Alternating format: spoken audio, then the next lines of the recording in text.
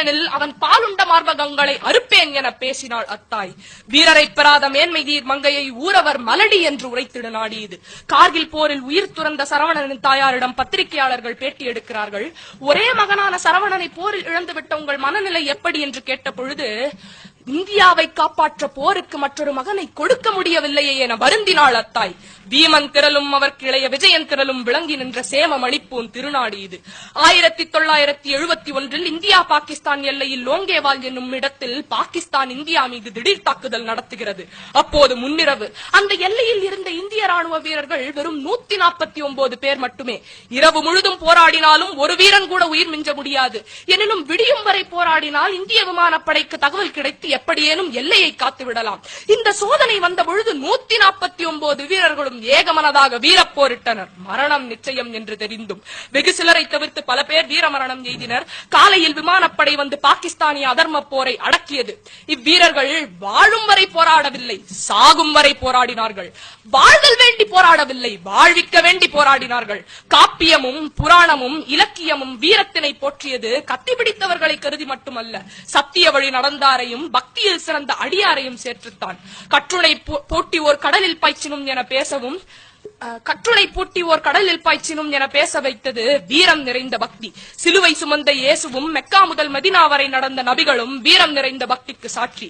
மாளிகை துறந்து மயான பூமியில் வாழ்ந்தாலும் ஆவி துறந்த மகன் அனாதை பிணம் ஆனாலும் சத்திய வழி துறக்காத உத்தமனாய் ஹரிச்சந்திரன்.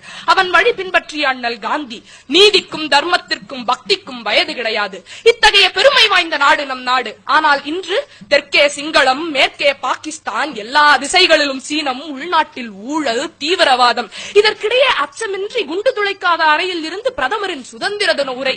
அரசியல் பிழைத்தோர்க்கு அறம் கூற்றாகும் அன்று, அரசியல் பிழைப்பு செய்வோர்க்கு அறம் வெறும் கூத்தாகும் இன்று. இந்த நிலை ஏன்? மக்களின் மறதி, அச்சம். அதனை நன்கு புரிந்து கொண்ட நமது அரசியல்வாதிகள் தீங்கு தடுக்கும் திறமிலரானோம்.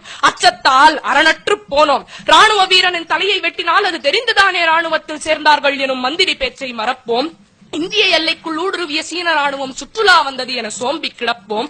நீர்மூழ்கி கப்பல் வெடித்தது ஏன் எனும் உண்மையை மறைப்போம். நாணயத்தின் மதிப்பை, இந்திய நாணயத்தின் மதிப்பை கவலை ஏதுமின்றி குறைப்போம். தேர்தல் நேரத்தில் வாக்குறுதிகளை அள்ளி இறைப்போம். பின் சுவிஸ் வங்கியில் சுயநலமாய் பணத்தை நிறைப்போம். போதும் போதும். இந்த அரசியல்வாதிகளின் முகத்திரையை இக்கணமே கிழிப்போம். சும்மா வரவில்லை சுதந்திரம் என ஒன்று கூடி நினைப்போம். வந்தே மாதரம் எனும் மந்திரத்தை மீண்டும் ஒன்று கூடி உரைப்போம். யார் வருவீர்? தேசமே நலிவோடு தேய்ந்திட மக்களின் பாசமே பெரிதென பார்ப்பவன் செல்க. சோதரர் தம்மை துரோகிகள் அழிப்ப மாதரார் நலத்தினை மகிழ்பவன் மகிழ்க. படைமுகத்தி இறந்து பதம் பெற விரும்பா கடைபடுமாக்கள் என் கண்முன் நில்லாதீர். மக்களாய் பிறந்தோன் மடிவது திண்ணம். தாய் பிறன் கைப்பட சகிப்பவனாகி நாயன வாழ்வோன் நமரிங்குளரோ. ஊரவர் துயரில் உருகுவோர் இருமின், சோர நெஞ்சிலா தூயவர் இருமின், வீரியம் நிறைந்த நெஞ்சினோர் இருமின், பாவியர் குருதியை பருகுவோர் இருமின், நெஞ்ச குருதியை நிலத்திடை விதைத்து வஞ்சகம் அழிக்கும் மாமகம் புரிவோம் யாம். வெற்றியே அன்றி வேறெதும் புரிகிலேம், வெற்றியே அன்றி வேறெதும் புரிகிலேம். இனி அச்சம் தவிர எழு ஆண்மை தவறேன். வந்தே மாதரம்.